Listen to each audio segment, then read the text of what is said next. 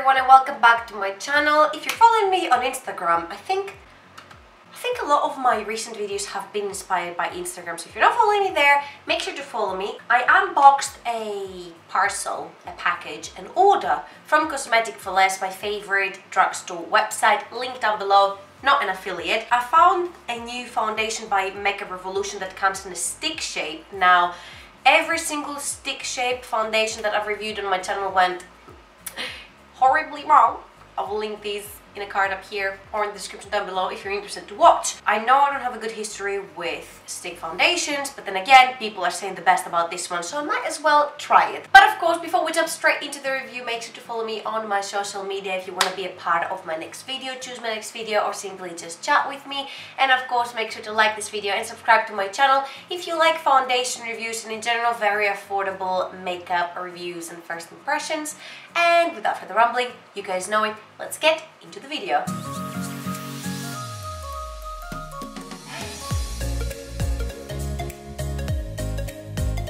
This is the Makeup Revolution Fast Base Stick Foundation and my shade is in the shade F6. Now, I had a little bit of trouble in shade matching myself with the Conceal and Define, I think the big one with the doe foot applicator. I also got the Makeup Revolution Conceal and Define full coverage concealer to try it out because I've also heard really good things about this one. Now you guys know the drill. I always use on the half of my face my Too Faced Hangover RX primer, which is exactly what we're going to do here. I'm going to prime my right side so I remember. Alright, so half of my face is primed.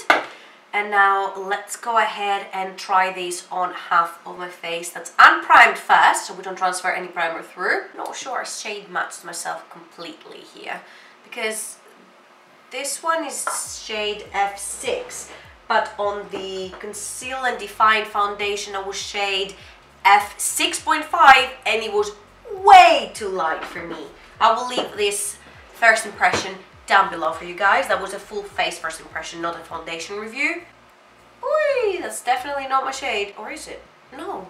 Oh my god, I think that's my shade. Alright. Have to say though, it's really soft to the touch.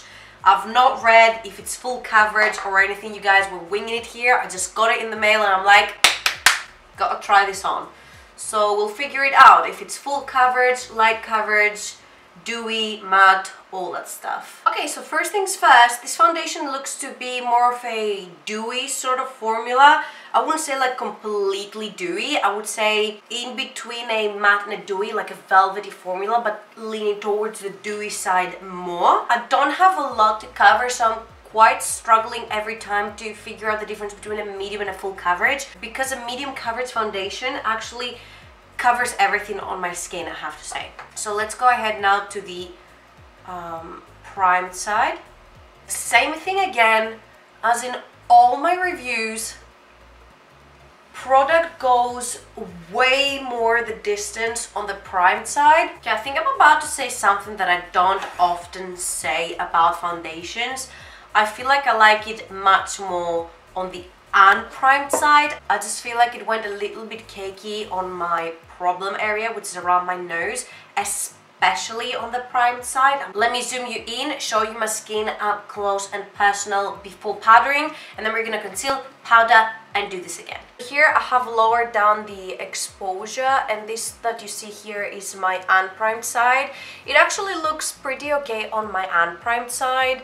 I don't see major fails on the foundation. It looks nice, it looks dewy, it looks, you know, it looks natural for how much high coverage it is. At the back here it looks alright, and then as we go to the primed side, I feel like this is where most of my problem is. I feel like a lot of product gathered there, and no matter how much I try to blend it out, it's sort of kept on gathering into small lines and ridges and everything on my face. So I do prefer it more on the unprimed side than the primed side. Now I'm gonna go conceal and powder my face. For concealer, I'm gonna use the Makeup Revolution Conceal and Define, which I'm trying for the first time, so I hope it's good. And for powder, I'm gonna use what else? My Coty Airspun, and then I'll be back to do another close-up. That's not good. As I'm blending it out, there's like chunks of the foundation coming off. So I'm gonna go and set everything with my Coty Airspun. So this one is the unprimed side again, and you can see that now with the powder, I do like it much more. It looks like the finish looks much more real. At the start it was starting to gather in this line that I have up here. Now it doesn't, so that's good. I still do not like it around my problem area at all. So this is the primed side here, and in this area it just looks horrendous, really. I can't stand it. And on this side it just looks much more bearable and that I could get away with it. So yeah, so far not my favorite, but not the worst either. I'm gonna go finish my makeup off camera, and then I'll come back to do a complete check-in after doing my makeup on top of it, and of course using setting spray. Alright guys, my makeup is completed and the time right now is 3:50. I forgot to show you when I started. I applied the foundation at 2:30 p.m.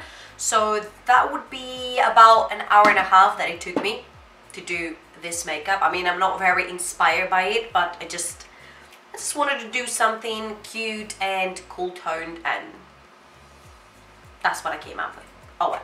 Back to the foundation. I have to say one thing. When I applied blush and bronzer, it was picking up the foundation like crazy. When I applied my setting spray, you know, was fanning my face with a leaflet, and then I accidentally touched a little bit and it left a whole mark line, like somebody had cut me on my face. I don't think that the foundation is properly set, even though I've used a ton of powder, and I powder my foundations the exact same way every time.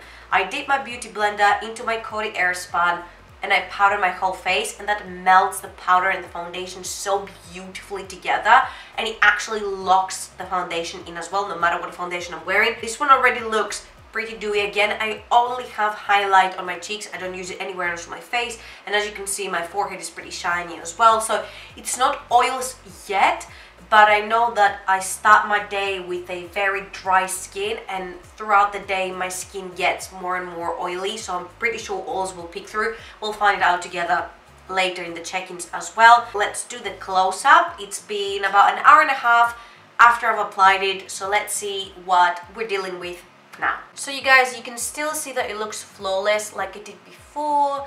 A little bit of redness peeking more through here. As you can see, it kind of picked up my concealer, my foundation, or my nose contour. It definitely picked almost all the foundation off of my face. Other than this, it looks pretty nice, pretty natural. Well, like my skin has a good day, you know, it's not very cakey, apart from my problem area, which it could just be my problem area. On your skin, it might actually sit pretty nicely. I'm gonna go about my day and I'm gonna come back to do another check-in, so we'll see you guys in a couple of hours. I am back for the final check-in, and I'm gonna tell you why this is gonna be my final check-in. First of all, the time is almost 10... Work with me phone. It's almost 10 past 8. Now I applied this foundation close to 2:30, so we are almost at the 6-hour mark. My skin looks very dewy, especially in my T-zone, but I feel like this is definitely oils. So what I'm gonna do is I'm gonna take a little brush and I'm just gonna yeah, that's definitely oils. Around my nose it has completely disappeared, like it's split up, and I can see my redness around my nose. I've not rubbed my nose, I've not touched my nose or anything like this. Right now I just touched my chin accidentally with my hand, like very lightly, and it picked up foundation. I think it's what I stated at the start, that this foundation can very hardly be set with powder, or you're gonna have to use an extreme amount of powder, which will eventually make the foundation look cakey. Do I feel like it's worth your money? Again, it depends. I just feel it's a very hands-on product. You have to try it to make sure you like it. So yeah, let's do the last close-up of the day, and I will show you exactly what I don't like and what I like. It's really gotten so bad around my nostrils, and here on my chin, if you can see, like if I do this by accident, it kind of picks up product from my chin, which is very strange. It's like it has not been set at all when I set it with quite a bit of powder. On the prime side, because I chose the moisturizing primer, it's kind of falling apart much easier. So yeah, let me zoom you back out. give you my final thoughts and conclude the video. It's holding on alright. I mean, I could powder this up and go on about my day. That's why I'm saying I don't really hate this product. It's just somewhere in the middle. I don't really care about it. I will of course use it again because again, it's alright. I can make it work. So I don't like wasting product. That's it. I hope you guys enjoyed this first impression. I hope it was helpful at all. I don't know if it was because I actually said please go and try it before you get it. So yeah, I want to thank you so much for watching and I hope to see you on my next video. Bye bye!